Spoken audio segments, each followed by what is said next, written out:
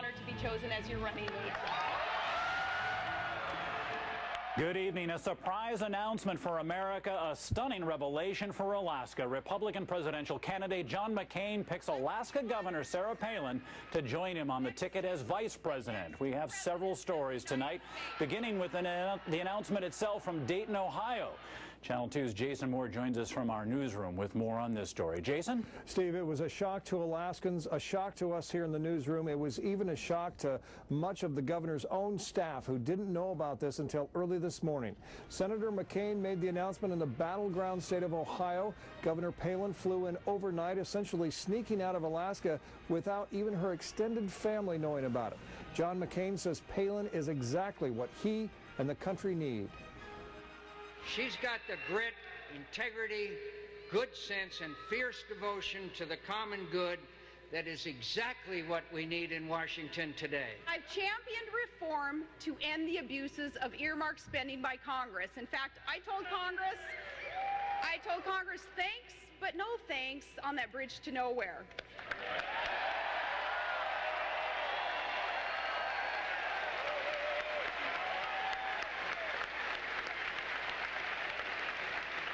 If our state wanted a bridge, I said, we'd build it ourselves.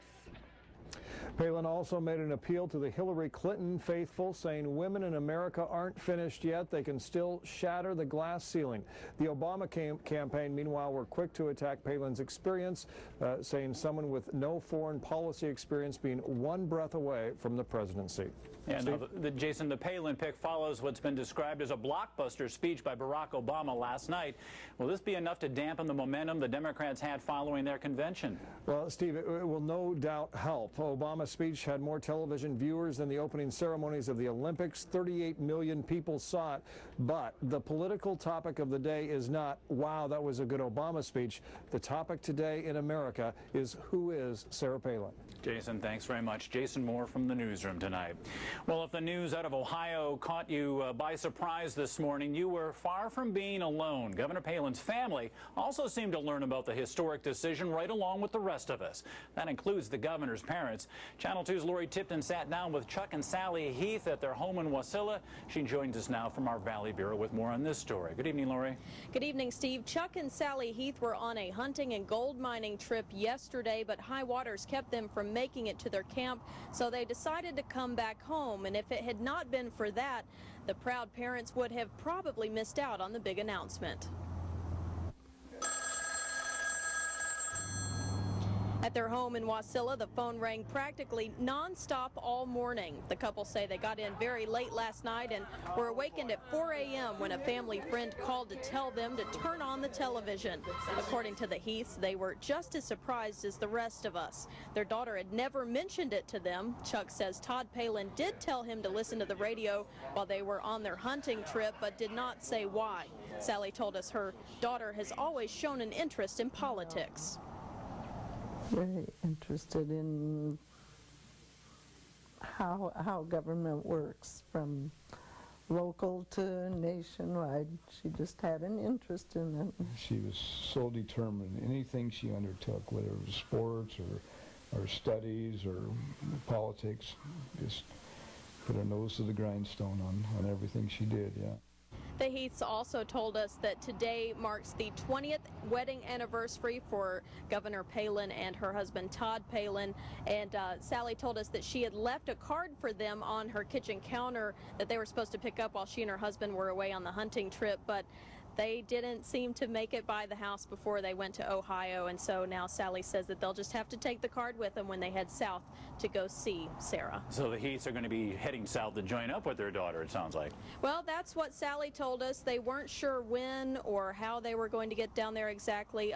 She had mentioned maybe going down to meet up with Governor Palin in Minnesota, and Chuck told us jokingly that it will probably cut into his moose hunting trip. All right, Lori, thank you. Lori Tipton in our Valley Bureau tonight.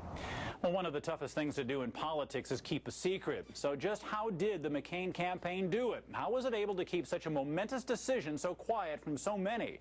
Channel 2's Megan Baldino joins us with that story. Meg?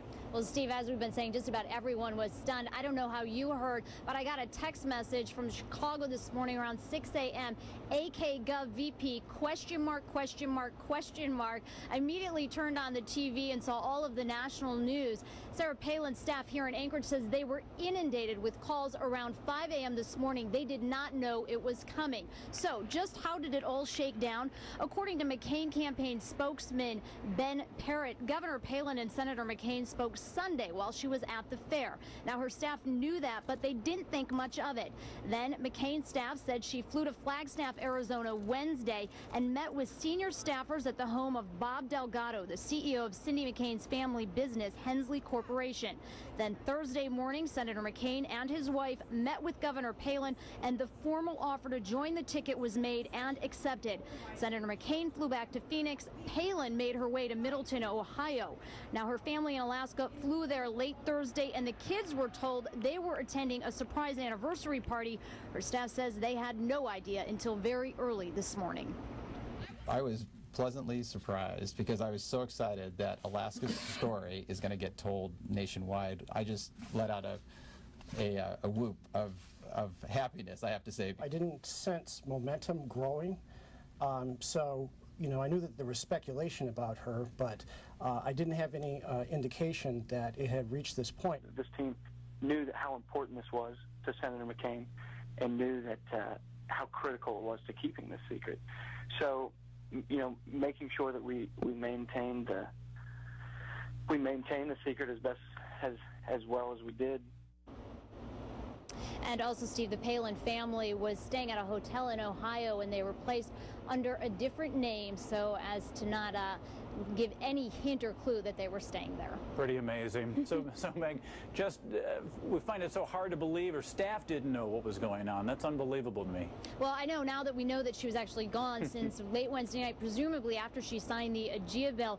Bill McAllister said today, though, that she was taking Thursday off for a personal day to do some personal business, and he thought, well, she's got the convention coming up, she's got a lot going on, that's fine. He really didn't think anything of it. Chris Perry and Mike Nizich, her chief of staff, did know because they're apparently with her right now. But certainly everyone keeping very tight-lipped about this, a great secret. Yeah, they did a good job, didn't they? Does. Megan Baldino reporting for us tonight. Thanks, Meg. Well, with such a surprise announcement and Palin now beginning her campaign with John McCain across the country, it's leaving many Alaskans wondering, what about us? Today, state officials held a news conference to assure Alaskans that state government will continue to operate as normal. Even though Palin is campaigning out of state, officials say she still is considered in power as governor. But if Governor Palin becomes the nation's next vice president and Lieutenant Governor Sean Parnell wins his razor-tight election for the U.S. House, the big question is who's next in line to be governor. That responsibility will fall to Attorney General Talis Colbert. In the first part of her term, she had designated me as the successor to the lieutenant governor should that office become vacant. The state legislature confirmed me in that position, and it's now where it stands. The only question that you know, you have in a situation like that is that you know, you would be appointing someone who had not been elected, who's never been elected. You know.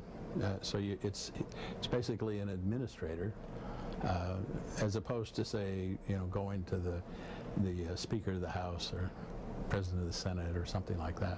Palin's spokesperson says she's doing everything she can to both help run the state of Alaska while running for vice president.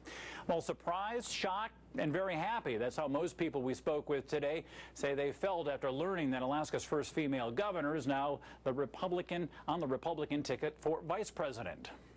In the last year and a half she's been in office, she's got the ethics behind her, she's got the big oil, and she's a tough cookie.